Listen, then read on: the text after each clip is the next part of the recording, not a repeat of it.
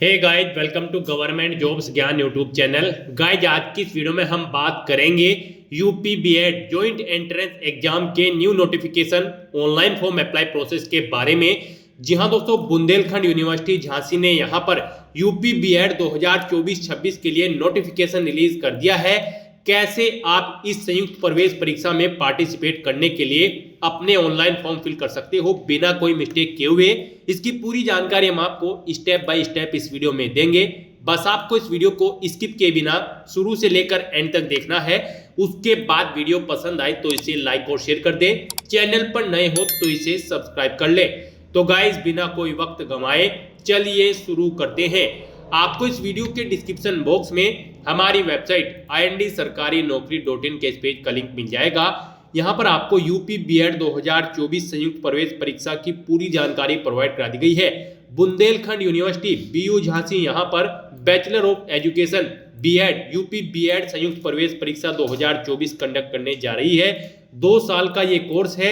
यहाँ पर आप इस संयुक्त प्रवेश परीक्षा में पार्टिसिपेट करने के लिए, यहाँ दोस्तों यूपी बीएड में एडमिशन लेने से पहले आपको संयुक्त प्रवेश परीक्षा में पार्टिसिपेट करना होगा। उसके लिए आपको फॉर्म फिल करने होंगे। फॉर्म फिल करने की स्टार्टिंग डेट 10 फरवरी 2024 है। लास्ट डेट 3 मार्च 2024 है।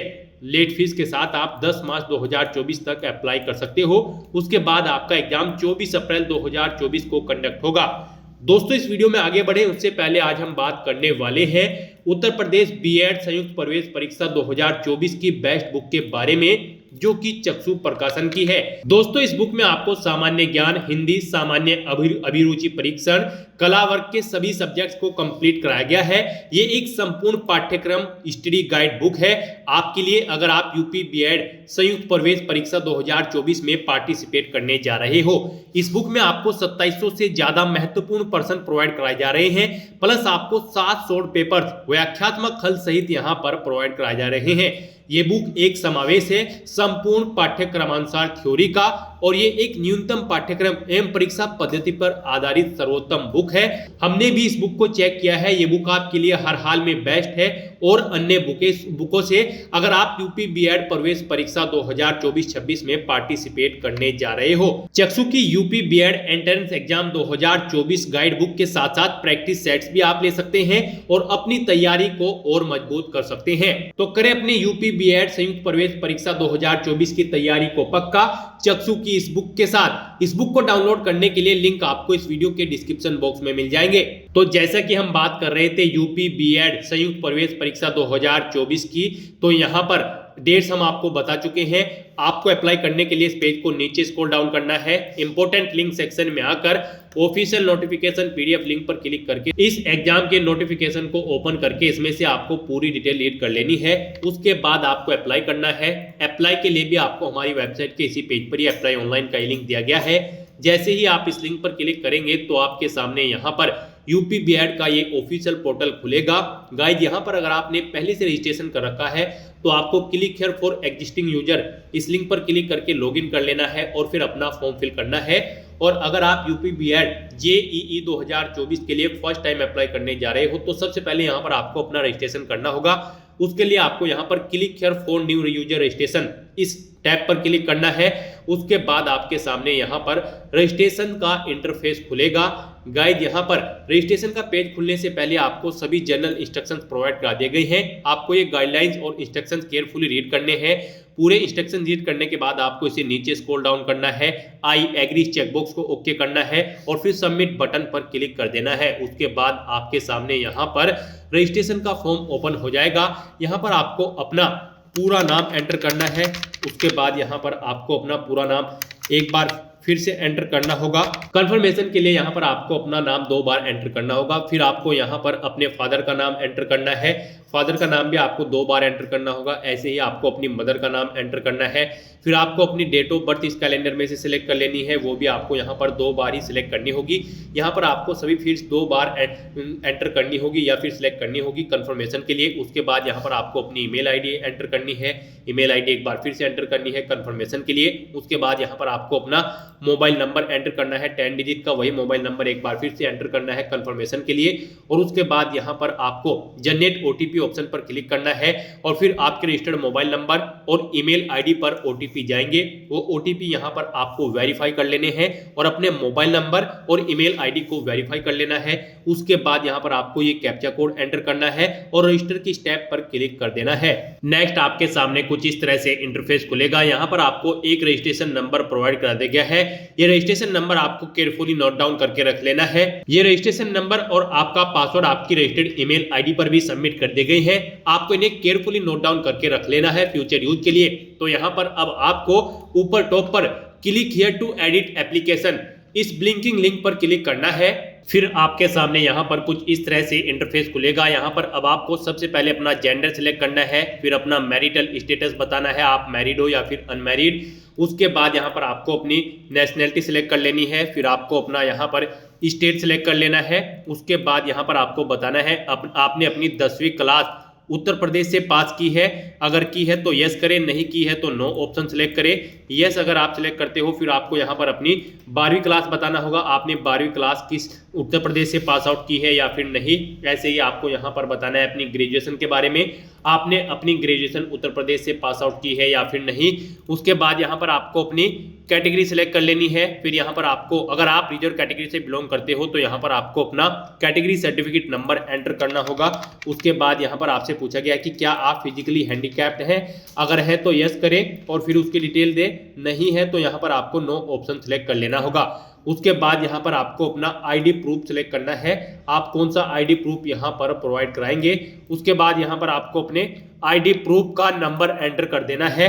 फिर आपको यहाँ पर अपना कम्युनिकेशन एड्रेस एंटर करना है और उसके बाद आपको अपना परमानेंट एड्रेस यहाँ पर एंटर करना है। और अगर आपका परमानेंट एड्रेस आपके कम्युनिकेशन एड्रेस के अकॉर्डिंग सेम है तो बस यहाँ पर आपको each permanent address same as communication address के सामने यस के इस रेडियो बटन पर क्लिक कर देना होगा। ऑटोमेटिकली आपका परमानेंट एड्रेस आपके कम्युनिकेशन एड्रेस के अकॉर्डिंग फिल हो जाएगा। फिर आपको इस पेज को नीचे स्क्रॉल डाउन करना है और यहाँ पर अपने कुछ डॉक्यूमेंट्स आपको अपलोड करने हैं। यहाँ पर आपको अपना पासपोर्ट साइज फोटो अपलोड करना है, उसका साइज यहाँ पर मिनिमम 25 KB मैक्सिमम 50 KB रखा गया है और ये जेपीजी या फिर जेपीईजी फॉर्मेट में होना चाहिए। डायमेंशन उसकी 35 mm से 45 mm के बीच में होनी चाहिए। फिर यहाँ पर आपको अपने हस्ताक्षर की स्कैन कॉपी अपलोड करनी है। यहाँ पर आपको यानी कि अपने सिग्नेचर अपलोड करने हैं, इनका साइज भी मैक्सिमम 50 KB रखा गया है। ये जेपीजी या फिर जेपीजी फॉर्मेट में होने चाहिए। उसके बाद यहाँ पर आपको अपने लेफ्ट और राइट हैंड के फिंगर्स इंप्रेशन अपलोड करने हैं, इनका मैक्सिमम साइज भी 50 KB रखा गया है। ये भी जेपीईजी या फिर जेपीजी फॉर्मेट में होने चाहिए। फिर यहाँ पर आपको अपना ओबीसी SC ST प्रमाण पत्र अपलोड करना होगा, अगर आप रिजर्व कैटेगरी से या फिर ओबीसी कैटेगरी से बिलोंग करते हो। इसका मैक्सिमम साइज 1 MB रखा गया है। ये जेपीईजी, जेपीजी या फिर PDF फॉर्मेट में होने चाहिए। फिर यहाँ पर आपको अपनी 10वीं 12वीं या फिर ग्रेजुएशन की मार्कशीट या सर्टिफिकेट या जो यूपी के बोर्ड कॉलेज विश्वविद्यालय द्वारा जारी किया गया हो या उसकी स्कैन कॉपी अपलोड करनी है, या फिर आपको निवास प्रमाण पत्र जो यूपी से संबंधित हो उसकी स्कैन कॉपी यहाँ पर आपको अपलोड करनी है। इसका मैक्सिमम साइज 1 MB रखा गया है। ये जेपीईजी, जेपीजी या फिर PDF फॉर्मेट में होने चाहिए। तो यहाँ पर आपको अपने डॉक्यूमेंट्स अपलोड करने हैं। उसके लिए आपको चूज फाइल बटन पर क्लिक करना है, फाइल को सिलेक्ट करना है और अपलोड के इन बटन्स पर क्लिक करके 1 by 1 करके अपने इन सभी डॉक्यूमेंट्स को अपलोड कर देना है और उसके बाद आपको सेव एंड कंटिन्यू ऑप्शन पर क्लिक कर देना है। फिर आपको यहाँ पर अपनी क्वालिफिकेशन की डिटेल प्रोवाइड करानी है। Guys, UP BEd joint entrance exam यानी कि संयुक्त प्रवेश परीक्षा 2024 में पार्टिसिपेट करने के लिए आपके पास बैचलर या फिर मास्टर डिग्री होनी जरूरी है, किसी भी सब्जेक्ट में 50% मार्क्स के साथ। और अगर आप इंजीनियरिंग कैंडिडेट हैं किसी भी सब्जेक्ट में तो आपको 55% मार्क्स होने चाहिए इंजीनियरिंग स्ट्रीम में। तो यहाँ पर सबसे पहले आपसे पूछा गया है कि आपको बीएड हेतु चयनित स्ट्रीम यहाँ पर सिलेक्ट करनी है। आप किस सब्जेक्ट में अपनी बीएड करना चाहते हैं, आर्ट, कॉमर्स, साइंस या फिर एग्रीकल्चर, यहाँ पर आप ऑप्शन सिलेक्ट करें। नेक्स्ट यहाँ पर आपको अपने पेपर का मीडियम सिलेक्ट कर लेना है। आपको अपना पेपर इंग्लिश लैंग्वेज में चाहिए या फिर हिंदी में, आप अपनी चॉइस के अकॉर्डिंग यहाँ पर भाषा का सिलेक्शन करें। उसके बाद यहाँ पर आपको अपनी 10वीं क्लास की डिटेल प्रोवाइड करानी है। सबसे पहले यहाँ पर आपको अपना बोर्ड सिलेक्ट करना है। उसके बाद आपको बताना है कितने मार्क्स आपने ऑब्टेन किए थे। फिर यहाँ पर ऑब्टेन मार्क्स एंटर करने के बाद आपको बताना होगा टोटल कितने मार्क्स थे जिसमें से आपने मार्क्स ऑब्टेन किए थे। इनके अकॉर्डिंग यहाँ पर आपकी परसेंटेज कैलकुलेट होकर आ जाएगी। फिर यहाँ पर आपको अपना पासिंग ईयर देना है, कब आपने अपना 10वीं क्लास पास आउट की थी। उसके बाद यहाँ पर आपको अपनी 10वीं क्लास की मार्कशीट अपलोड कर देनी है उसका साइज यहाँ पर मैक्सिमम 1 MB रखा गया है। ये जेपीजी या फिर PDF फॉर्मेट में होनी चाहिए। यहाँ पर आपको चूज फाइल बटन पर क्लिक करना है, फाइल को सिलेक्ट करना है और अपलोड बटन पर क्लिक करके अपनी इस फाइल को अपलोड कर देना है। उसके बाद आप प्रीव्यू बटन पर क्लिक करके उसका प्रीव्यू भी चेकआउट कर सकते हो। सेम ऐसे ही यहाँ पर आपको अपनी 12वीं क्लास की डिटेल प्रोवाइड करनी है। यहाँ पर भी आपको सबसे पहले बोर्ड सेलेक्ट करना है, कितने मार्क्स आपने ऑब्टेन किए हैं वो एंटर करें, टोटल कितने मार्क्स थे जिसमें से आपने मार्क्स ऑब्टेन किए हैं वो एंटर करें, इनके अकॉर्डिंग आपकी परसेंटेज आ जाएगी। फिर यहाँ पर आपको अपना पासिंग ईयर सेलेक्ट कर लेना है। अपनी 12वीं क्लास की मार्कशीट यहाँ पर आपको अपलोड कर देनी है। इसका भी मैक्सिमम साइज 1 MB रखा गया है। जेपीजी या फिर PDF फॉर्मेट में आपको ये फाइल अपलोड करनी है। आपको चूज फाइल बटन पर क्लिक करना है, फाइल को सिलेक्ट करना है और अपलोड बटन पर क्लिक करके अपनी 12वीं क्लास की मार्कशीट को भी अपलोड कर लेना है। प्रीव्यू पर क्लिक करके आप प्रीव्यू चेकआउट कर सकते हो। फिर यहाँ पर आपको अपनी ग्रेजुएशन की डिटेल प्रोवाइड करानी है। जैसे कि हम आपको ऑलरेडी बता चुके हैं, अगर आप यहाँ पर इंजीनियरिंग कैंडिडेट है तो आपके 55% मार्क्स होने चाहिए और अगर आपने किसी और स्ट्रीम से अपनी ग्रेजुएशन या फिर पोस्ट ग्रेजुएशन कर रखी है तो उसके लिए आपके पास 50% मार्क्स यहाँ पर होने चाहिए। तो यहाँ पर ग्रेजुएशन के सेक्शन में आपसे पूछा गया है कि आपने पास आउट कर ली है अपनी ग्रेजुएशन या फिर आप एपीएड हो फाइनल ईयर में, तो यहाँ पर आपको ऑप्शन सेलेक्ट करना है। अगर आप पास आउट सेलेक्ट करते हो तो फिर यहाँ पर आपको अपनी ग्रेजुएशन की स्ट्रीम बतानी है, किस स्ट्रीम से आप ग्रेजुएशन कर रहे हो। फिर यहाँ पर आपको अपनी यूनिवर्सिटी का नाम एंटर देना है या फिर विश्वविद्यालय का नाम जहाँ से आप अपनी ग्रेजुएशन कंप्लीट कर चुके हो या फिर कर रहे हो।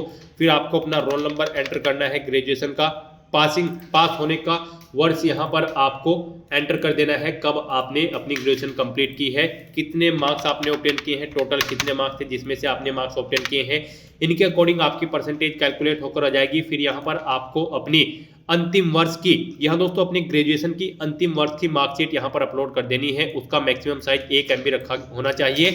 यहाँ पर वो जेपीजी या फिर PDF फॉर्मेट में होनी चाहिए। आपको चूज फाइल बटन पर क्लिक करना है, फाइल को सिलेक्ट करना है और अपलोड बटन पर क्लिक करके अपनी मार्कशीट अपलोड कर देनी है। उसके बाद यहाँ पर अपनी एजुकेशनल क्वालिफिकेशन के सभी डिटेल्स कंप्लीटली फिल करने के बाद आपको सेव एंड कंटिन्यू ऑप्शन पर क्लिक करना है। फिर आपसे यहाँ पर कुछ क्वेश्चन पूछे गए हैं, आपको इनके आंसर प्रोवाइड कराने हैं और इनके आधार पर आपको वेटेज यहाँ पर मिलेगा। यहाँ पर सबसे पहले आपसे पूछा गया है कि क्या आपने राष्ट्रीय या फिर राज्य स्तर या अंतर विश्वविद्यालय खेल प्रतियोगिता में भाग लिया है। अगर लिया है तो यस करें और फिर उसकी डिटेल दें। नहीं लिया है तो यहाँ पर आपको नो ऑप्शन सेलेक्ट करना है। फिर आपसे पूछा गया है कि क्या आप नेशनल कैडेट कोर यानी कि NCC राष्ट्रीय सेवा योजना के अभ्यर्थी हैं। अगर है तो यस करें और उसकी डिटेल दें। नहीं है तो नो ऑप्शन सेलेक्ट करें। फिर आपसे पूछा गया कि क्या आप स्वतंत्रता संग्राम सेनानियों के आश्रितों के आरक्षण का लाभ लेना चाहते हैं।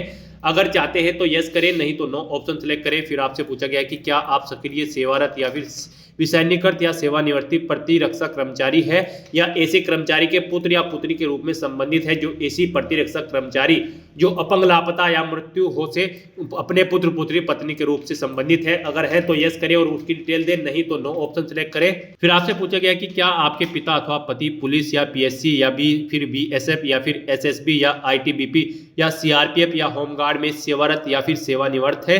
अगर है तो यस करें और उसकी यहाँ पर आप अपलोड करें उसकी डिटेल। नहीं है तो यहाँ पर आपको नो ऑप्शन सेलेक्ट करना है। इस तरह से इन क्वेश्चन के आंसर आप अपने अकॉर्डिंग प्रोवाइड कराने के बाद आपको सेव एंड कंटिन्यू ऑप्शन पर क्लिक करना है। उसके बाद आपको ओके करना है। फिर यहाँ पर आपको प्रेफरेंस देना है अपने एग्जामिनेशन सेंटर का, यानी कि आपको यहाँ पर अपने एग्जामिनेशन सेंटर सेलेक्ट कर लेने हैं। यहाँ पर आपको 5 चॉइसेस प्रोवाइड कराई गई है। सबसे पहले यहाँ पर आपको अपना सेंटर सेलेक्ट करना है। आप जिस भी सेंटर में फर्स्ट नंबर पर पार्टिसिपेट करना चाहते हैं, यानी कि आप जो मोस्ट प्रीफर करना चाहते हैं जिस सेंटर को, यहाँ पर आप ऑप्शन सेलेक्ट करें। ऐसे ही यहाँ पर आपको अपनी चॉइस के अकॉर्डिंग 5 एग्जामिनेशन सेंटर सेलेक्ट कर लेने हैं। उसके बाद यहाँ पर आपको अपना फीस पेमेंट करना है। यहाँ पर गाइज आपको अपनी कैटेगरी के अकॉर्डिंग फीस पेमेंट करना होगा। यहाँ पर हम आपको बता दें, अगर आप जनरल OBC EWS कैंडिडेट हैं तो आपको 1400 रुपये फीस के रूप में जमा कराने होंगे। SC ST कैंडिडेट को 700 रुपये फीस के रूप में जमा कराने होंगे। और अगर आप लास्ट डेट 3 मार्च 2024 के बाद अप्लाई करते हो तो आपको लेट फीस के साथ यहाँ पर 10 मार्च 2024 तक अप्लाई करने का समय दिया गया है, लेकिन उसके लिए आपको यहाँ पर एक्स्ट्रा चार्ज लगेंगे। फिर लेट फीस के साथ जनरल OBC EWS कैंडिडेट को 2000 रुपये फीस जमा करानी होगी। SC ST को 1000 रुपये फीस जमा करानी होगी। तो यहाँ पर आपको अपने पेमेंट डिटेल में आकर अपने भुगतान का प्रकार सेलेक्ट कर लेना है ऑनलाइन। उसके बाद यहाँ पर आपको आपकी फीस का अमाउंट आपकी कैटेगरी के अकॉर्डिंग शो कर दिया जाएगा। फिर यहाँ पर आपसे पूछा गया है कि आप पे विवा बिल डैश के थ्रू पेमेंट करना चाहते हैं HDFC के, या फिर आप ICI के या फिर आप ग्लोबल पेमेंट्स के थ्रू यहाँ पर अप्लाई करना चाहते हैं, आप अपनी चॉइस के अकॉर्डिंग यहाँ पर कोई भी ऑप्शन सेलेक्ट करें। उसके बाद यहाँ पर आपको आई एग्री चेकबॉक्स को ओके करना है, ये कैप्चा कोड यहाँ पर एंटर करना है और सबमिट बटन पर क्लिक कर देना है।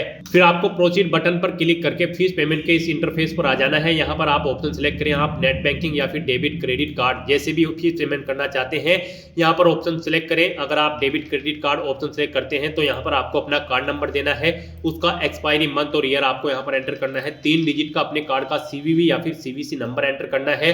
उसके बाद यहाँ पर आपको कार्ड होल्डर का नाम एंटर करना है और फिर मेक पेमेंट फॉर 700 या फिर जो भी 1400 रुपये या फिर लेट फीस का जो भी अमाउंट होगा यहाँ पर आपको इस ऑप्शन पर क्लिक कर देना है। इस ऑप्शन पर क्लिक करते ही आपका एप्लीकेशन फीस का पेमेंट कंप्लीट हो जाएगा। फीस पेमेंट कंप्लीट करने के बाद आपका एप्लीकेशन फॉर्म सक्सेसफुली सबमिट हो जाएगा।